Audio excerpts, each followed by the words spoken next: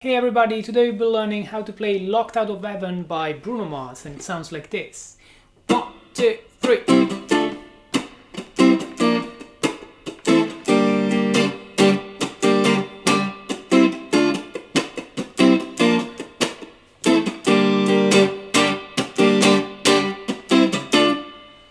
What's up everybody, my name is Simone from Your Guitar Academy. In this Locked Out of Heaven guitar lesson we'll be going through the structure and the chords together with the rhythm in order to play this hit by Bruno Mars. Just before we get started guys, don't forget to subscribe to our channel if you want to see more and more of these guitar lessons for free on YouTube. So guys, today we are playing the electric guitar in standard tuning with no capo. So let's jump into the lesson. I'm going to show you the chords first. Remember that you can find all the chord diagrams for the chords that I'm going to show you if you click in the link in the description here below, and you will head to our website where you can find a full write-up of this lesson for free, and that will help you to follow this video lesson even better. Okay guys, so the first chord that we want to learn, it's a C major in a bar chord. So we have a bar on the 3rd fret, like this. I'll come closer to the cam. And then I have a ring finger playing an A shape on the D, G and B strings, 5th fret. Okay, when you play this chord guys, the bar is only over 5 strings, so don't play the E string on top. That's the C major. Now the second chord that we are going to need for this song is a D minor. So my bar from the 3rd moves to the 5th fret, and then I'm going to play an A minor shape with these 3 fingers, so that this is my D minor. So I move from C to D minor.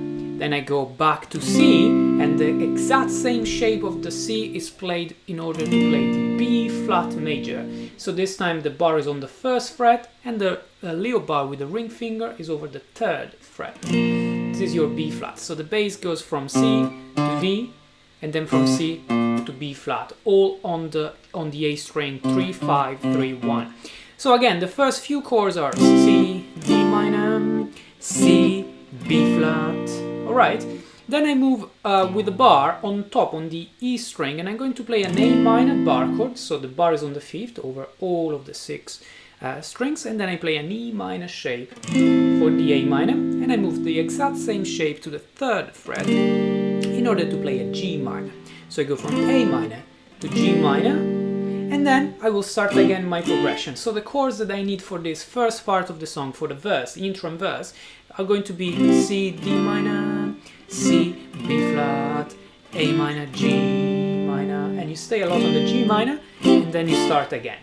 Now, the tricky thing about this song is all about the right hand, so the rhythm hand, the picking hand here. So we are in 8th notes, and we want to play this funky groove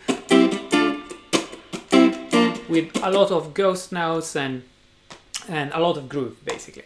So let's go through this. If you listen to the song, especially in the record version, just before the song starts, there is the drummer or somebody else counting 1, 2, 1, 2, 3. Why do they count 1, 2, 3? We are in 4/4, but the first 2 chords start in the first bar off. So when we count 1, 2, 3, 4, and they happen to be on the upbeat number 3 and upbeat number 4.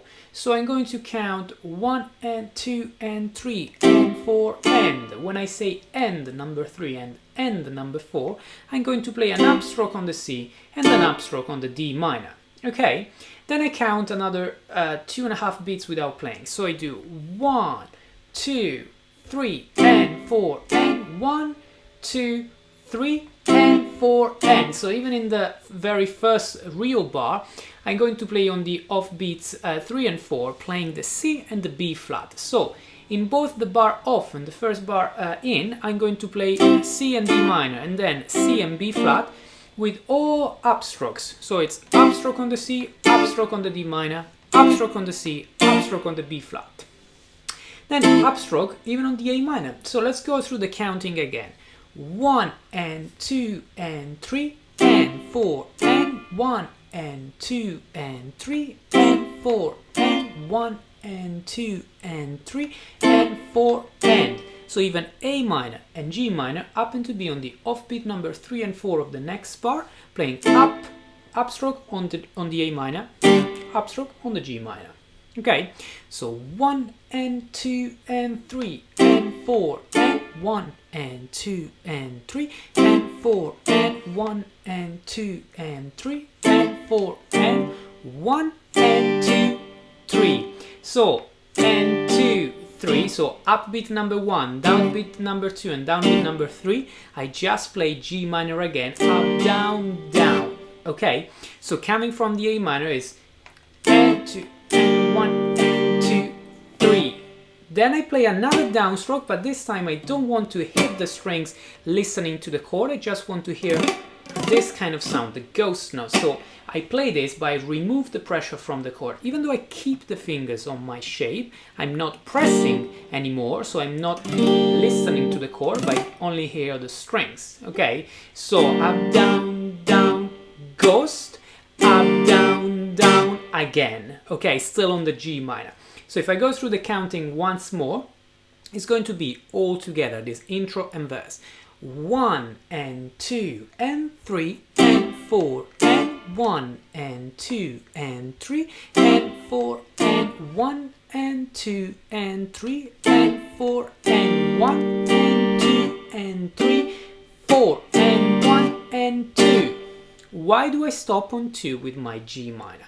Because then I start again the C and D minor, and I repeat again this riff basically with the C and D minor happening to be on the 3rd and 4th beat, like we saw at the beginning in the bar off. So if I go through the entire thing, adding the C and D minor of the second time, so when you start again the riff the second time, altogether it sounds like this. 1 and 2 and 3, up, up, 1 and 2 and 3, up, up, 1 and 2 and 3, up, up, up, down, down, ghost, up, down, down, ghost. I can play this ghost, or I can play another downstroke on the last beat of the G minor, it's the same, and then up, up, C, D minor on beats 3 and 4, up beats 3 and 4, so that I can start again, and I just play exactly the same thing again, once more from the beginning again. Alright, so let's try to go through the same riff twice now. I will just count the beats. So 1, 2, 3 and 4 and 1, 2, 3 and 4 and 1, 2, 3 and 4 and 1 and 2, 3, 4 and 1 and 2, 3 and 4 and 1 and 2 and 3 and 4 and 1 and 2 and 3 and 4 and 1 and 2, 3, 4 and 1 and 2, 3 and 4 and so on. You continue a few times during the verse. Now, when you play this, if you listen carefully, the guitar sometimes plays some ghost notes even in the middle. So whenever you feel like keeping the groove with a few down and up strokes while you count the beats, you can do it wherever you want. So if I exaggerate now and I play all of the ghost notes, it would be something like 1, 2, 3. Sorry, 1, 2, 3 and 4 and 1, 2, 3 and 4 and 1, 2, 3.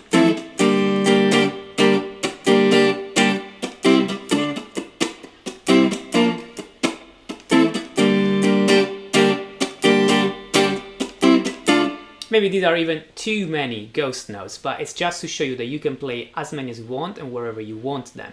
You just want to keep this down up all the time, counting 1 and 2 and 3 and 4 and 1 and 2 and 3 and 4 and. Okay, you just need to know where the upstrokes and downstrokes of each chord are, and then you can just add ghost notes wherever you want. My places, my favorite places, so the places where I would suggest to put them always, like every time you go through these chords, are in the G minor, where we saw